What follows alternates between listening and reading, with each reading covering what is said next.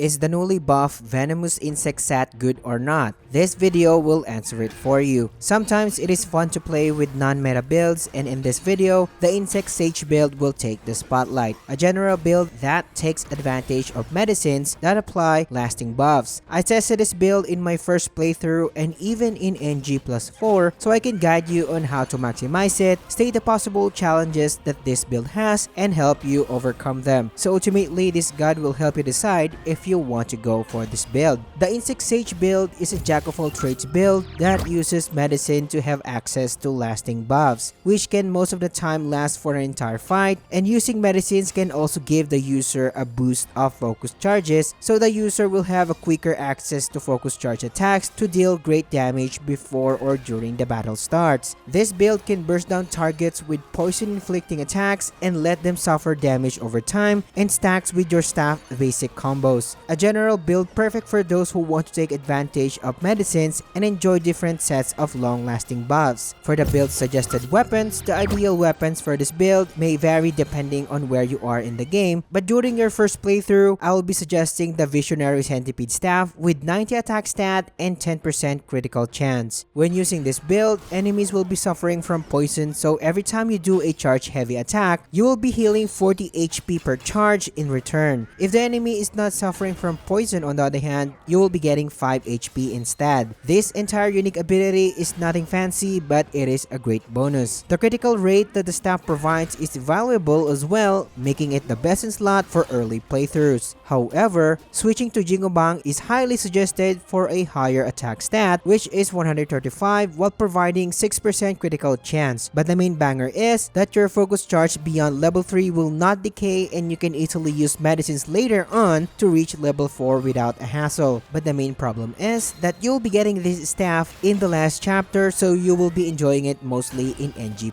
Of course, there are other weapon suggestions, especially when playing in NG+4, and the ones that I will be suggesting are the Dark Iron Staff and Fuban Staff. For the vessel, Weaver's Needle is suggested, which provides 2% critical chance and 6% critical damage. We'll be using this vessel not just because of its passives, but because we'll be using it to lay eggs on enemies later on. Speaking of eggs, of course, Violet Hill is suggested transformation for this build, and I am pretty surprised that this transformation can be so effective when combined with the Weaver's Needle. Essentially, while the Weaver's Needle is active and you charge yourself with eggs, the needle will inflict eggs on enemies for you. Using the Hive Mind skill of the Violet Hill when the enemy is inflicted with 4 to 5 eggs will simply lead to devastating damage and poisoning enemies in the process. Since we are dealing with poison damage, slotting in Scorpion Prince is suggested for this build. Its phenomenal raw damage can chunk away a portion of boss's health while also giving you more option to inflict poison on enemies. Having a moderate cost for chi, you will be casting it a handful of times in long fights. Its passive ability will further increase your poison damage, adding 15 poison damage when this spirit is fully upgraded. We all know that we will be slotting in the newly buffed Venomous insect set, and with the 2 pieces set effects that grants the user 100 focus per medicine use. This is pretty useful as mentioned, as you can use this to stack up focus easily before or during the fight. I can see the argument where the enhanced ginseng pellets can provide you with more focus charge, but I find it hard to stockpile these, so relying on regular medicines is the way to go. The 4 set pieces effects is the one that receives a buff, which makes medicines effects way longer. As per my testing, the longevity decoction lasts around 2 minutes and 35 seconds, and the enhanced tiger subduing pill lasts around 1 minute and 43 seconds to 45 seconds, and the same applies to amplification pellets and evil repelling medicament. I highly suggest using these medicines as you go, while also taking advantage of resistance medicines depending on what you will need in certain fights. Of course, only upgrade this set to mythic if you absolutely love it. For the curios, wear the Tiger Chally for its additional 8% attack boost that lasts for 6 seconds when landing light attacks. Spine in the Sack will take the next slot, so we can increase the build's poison damage by 10. The last slot will be taken by Amber Prayer Beads, as this curio lessens the threshold of focus charge attack level by 10, so medicines can quickly let you access higher charge attack levels when using them. If you wish to play this build in NG+4, I suggest adding 2 more Spine in the Sacks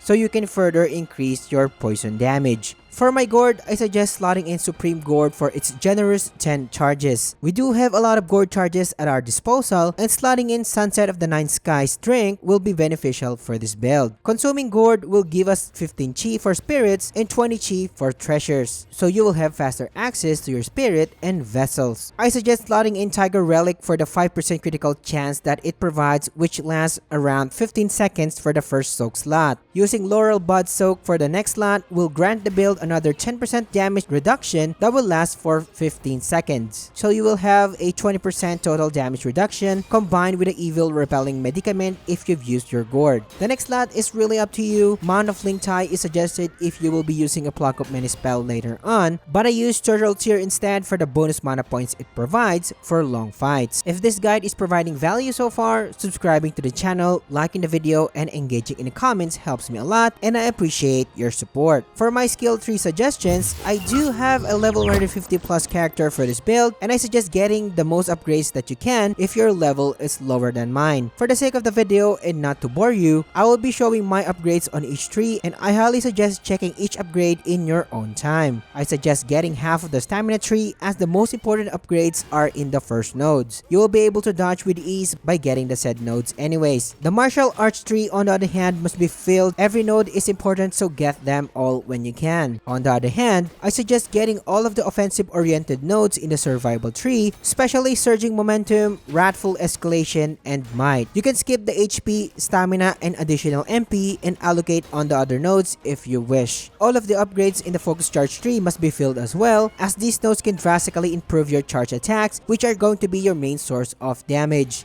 If you could max your immobilized spell as well, it would be suggested since you will need to stop enemies' movements later on. Having Cloud Step and a Pluck of Many spells are optional but not required for this build. For the transformation tree, maxing out the Filthy Malice node, which increases poison damage further, is a must. You will be getting 20 poison damage in addition if you max this node. Using the build is pretty straightforward, but since medicines are the core feature of this build, we will prioritize its usage. Before entering the battle, use Longevity Decoction, Amplification Pellets, Enhanced Tiger Subduing Pellets, and Evil Repelling Medicament. Upon using the medicines, you will gain a level 3 focus charge that is ready for use. Enter the battle and you can lock or freeze fast enemies with Immobilize and cast Scorpion Prince to inflict raw damage and poison them in the process. Fight normally, and once the medicine buffs will expire, cast Weaver's Needle and immobilize the target.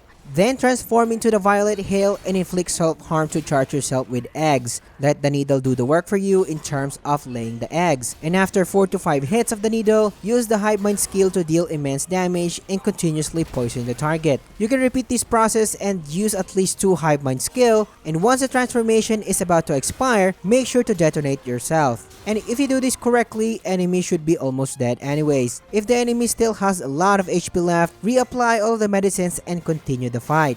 The Insect Sage build is not a meta build whatsoever, but it is surely a viable build. A jack of all trades build, perfect for players who are adjusting to the game, or even for players who are looking for a different playstyle to try. If you are more interested in meta builds, it will be covered soon. But if you're curious what are the best spirits in the game or know the right transformation for your build, these videos are for you. Thank you for watching, and I will catch you on the next one.